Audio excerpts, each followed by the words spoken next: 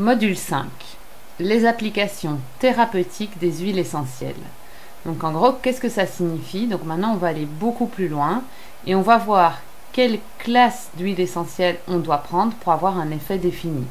Donc par exemple, si je veux un effet anti-inflammatoire, je sais que je pourrais prendre des aldéhydes terpéniques, des esters terpéniques ou des sesquiterpènes.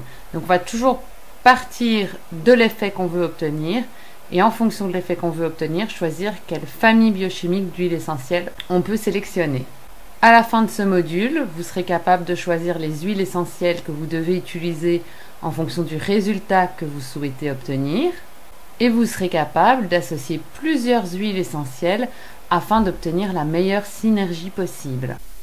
Voyons ensemble les différents thèmes que nous allons voir au cours de ce module. Donc nous allons d'abord aborder toutes les huiles essentielles anti-infectieuses et c'est une des parties les plus importantes en aromathérapie. Donc je vous expliquerai comment on détermine le pouvoir anti-infectieux d'une huile essentielle. On verra ensemble comment réaliser un aromatogramme et ensuite on verra toutes les huiles essentielles anti-infectieuses. Donc on verra celles qui sont antivirales, antibactériennes, antimycosiques, antiparasitaires et antiseptiques. On verra ensuite quelles sont les huiles essentielles anticatharales. Donc anticatharales, c'est les huiles essentielles qui permettent de traiter tout ce qui est encombrement bronchique, qui fluidifie le mucus et qui favorise son expectoration. Les huiles essentielles anti-inflammatoires, et on verra que c'est toujours bien d'associer plusieurs familles biochimiques pour avoir le meilleur effet anti-inflammatoire. Les huiles essentielles antispasmodiques, donc toutes les huiles essentielles qui permettent de lever les spasmes. Les huiles essentielles antidouleurs. Les huiles essentielles calmantes et sédatives. Les huiles essentielles endocrinorégulatrices, donc c'est-à-dire celles qui vont jouer au niveau de la régulation de nos hormones, que ce soit les huiles essentielles œstrogènes-like ou cortisone-like. Les huiles essentielles circulatoires, donc qui vont jouer au niveau de nos vaisseaux et de la fluidité de notre sang. Les huiles essentielles digestives. Les huiles essentielles tonifiantes, donc celles qui vont nous donner un coup de tonus. Et les huiles essentielles cicatrisantes. Comme vous le voyez, les huiles essentielles regorgent de propriétés thérapeutiques qui vont vraiment pouvoir nous aider dans notre quotidien.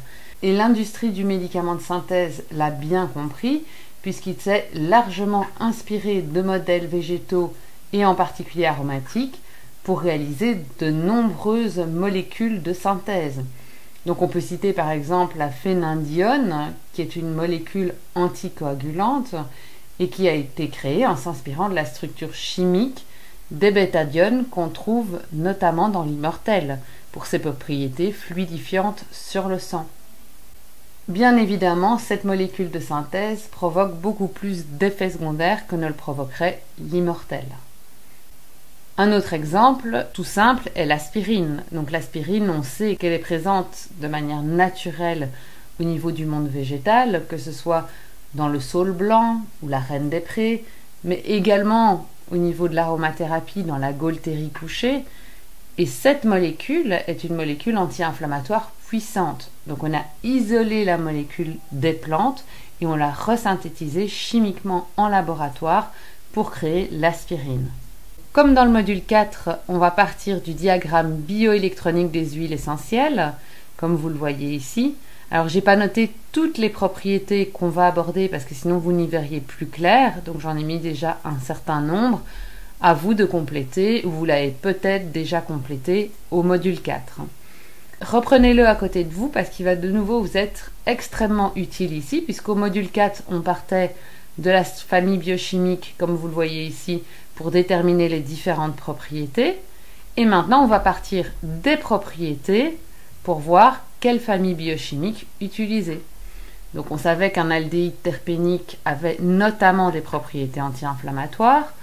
On savait qu'un ester avait notamment des propriétés anti-inflammatoires. Donc maintenant, on va partir de la propriété anti-inflammatoire et on va regarder quelles molécules aromatiques peuvent nous aider.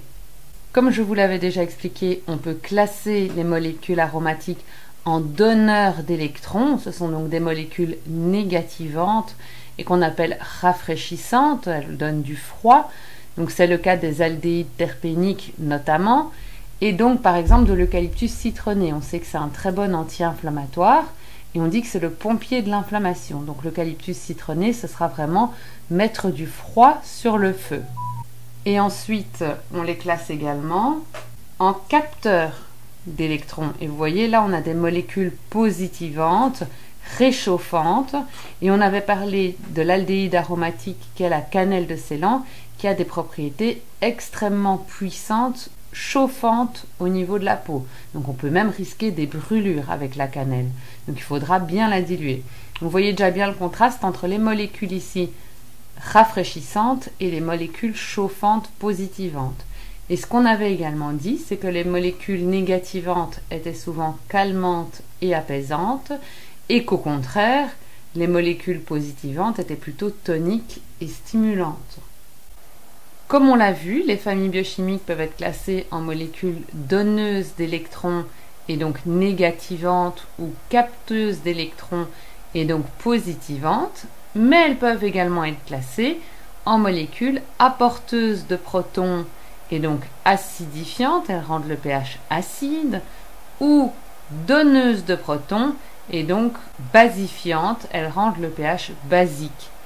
Et donc regardez ici, si on part dans la classe des anti-infectieux, on voit que les anti-infectieux seront des molécules plutôt donneuses de protons et donc qui ont tendance à acidifier le pH. Et selon la bioélectronique de Vincent, les molécules riches en protons qui favorisent une baisse du pH sanguin permettent de lutter contre l'alcalose sanguine, à l'origine de nombreux troubles. Donc un sang alcalin peut être à l'origine d'infections microbiennes et virales, de l'asthénie profonde, des maladies de civilisation comme le cancer, le diabète, la sclérose en plaques. Et donc effectivement, le fait de mettre sur les molécules aromatiques, comme on l'a vu dans le module 4, un groupement hydroxyle, que ce soit sur les phénols ou sur les alcools, mais également, souvenez-vous, sur les aldéhydes aromatiques comme l'aldéhyde cinnamique, leur donne un pouvoir très anti-infectieux directement sur les germes pathogènes, mais en plus, de par leur forte charge positive, elles apportent un terrain qui est très défavorable au développement des micro-organismes. Donc comme vous pouvez le voir, tout s'explique, et c'est ça qui est fantastique quand on comprend mieux le fonctionnement des familles biochimiques.